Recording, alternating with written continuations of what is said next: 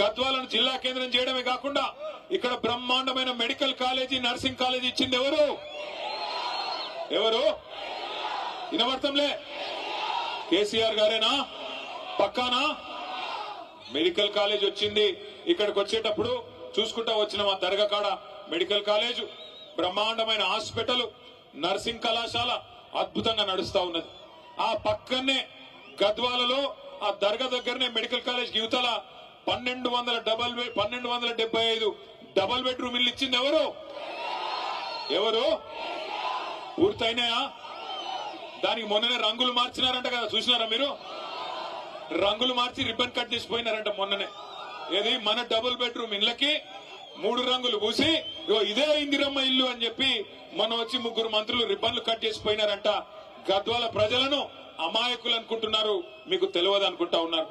జిల్లా చేయడం మాత్రమే కాదు, మీకు మెడికల్ కాలేజు, నర్సింగ్ కాలేజీ చేయడం మాత్రమే కాదు, ఇదే గద్వాల తాలూకాలో సాగునీరు సమృద్ధిగా అందాలని చెప్పి ఇటు మొత్తం జిల్లాలో అటు గట్టు ఇటు తుమ్మిళ్ళ 2 లిఫ్ట్ ఇరిగేషన్ ప్రాజెక్టులకి శంకుస్థాపన చేసింది ఎవరు? మొదలు పెట్టింది ఎవరు? అరే తుమ్మిళ్ళ పూర్తయింది. గట్టు కూడా మనం దిగిపోయే నాటికి దాదాపు 40-45% పూర్తయింది. 40-45% పూర్తయిన గట్టు ఎత్తిపోతల పథకాన్ని ఇవాళ పండబెట్టి మరి నీళ్లు ఇవ్వకుండా ఎండబెడుతున్నది ఎవరు? ఎవరు? కాంగ్రెసేనా? కాంగ్రెసేనా? 22 నెలలు అయిపోయింది, ఇంకో 2 నెలలు అయితే 2 నెలలు నిండిపోతుంది. ఎన్ని మాయ మాటలు, ఎన్ని రకాల మాటలు. మరి ఇన్ని పనులు చేసి ఇలా గద్వాలకు మేము వస్తుంటే ఒక కాంగ్రెస్ నాయకుడు అడుగుతున్నాడు, ఏం ముఖం పెట్టుకొని వస్తున్నారు అని అడుగుతున్నాడు గద్వాలకి. మనకి ముఖం లేదా ఇడికి రానికే?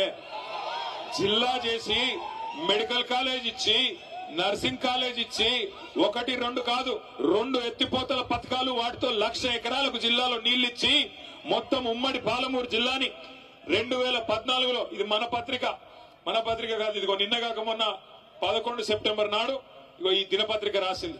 ఏం రాసింది? నాడు బీళ్లు నేడు సిరులు. నాడు బీళ్లు ఉమ్మడి పాలమూరు జిల్లాలో నాడు బీళ్లు అయితే ఇవాళ సిరులుగా మారి ఆనాడు 8 లక్షల ఎకరాలు మాత్రమే సాగుంటే మరొక 10 లక్షల ఎకరాలు పెరిగి 18.5 లక్షల ఎకరాల్లో ఇవాళ సాగునీరు అందుతున్నది కేసీఆర్ గారి నాయకత్వంలో అని చెప్పి ఇగో ఈ దినపత్రిక రాసింది. ఇవన్నీ ఇట్లా ఉంటే ఒక ఆయన కూడా అడుగుతాడు, ఏం ముఖం పెట్టుకుని వస్తున్నారని. నేను ఇవాళ అడుగుతా ఉన్న కాంగ్రెస్ పార్టీని, కాంగ్రెస్ నాయకులని.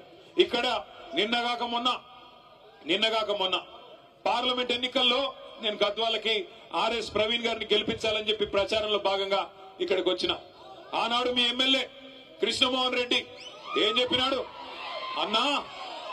అన్నా కాంగ్రెస్ పార్టీలో నేనెందుకు చేరతా, నన్ను చేరమంటున్నారు, అవసరమైతే రైలు కింద తలబెట్టి చచ్చిపోతా, కానీ కాంగ్రెస్ లో చేరను అన్నాడు. చెప్పినాడా లేదా? అదే చౌరస్తా. ఏం చౌరస్తా అది?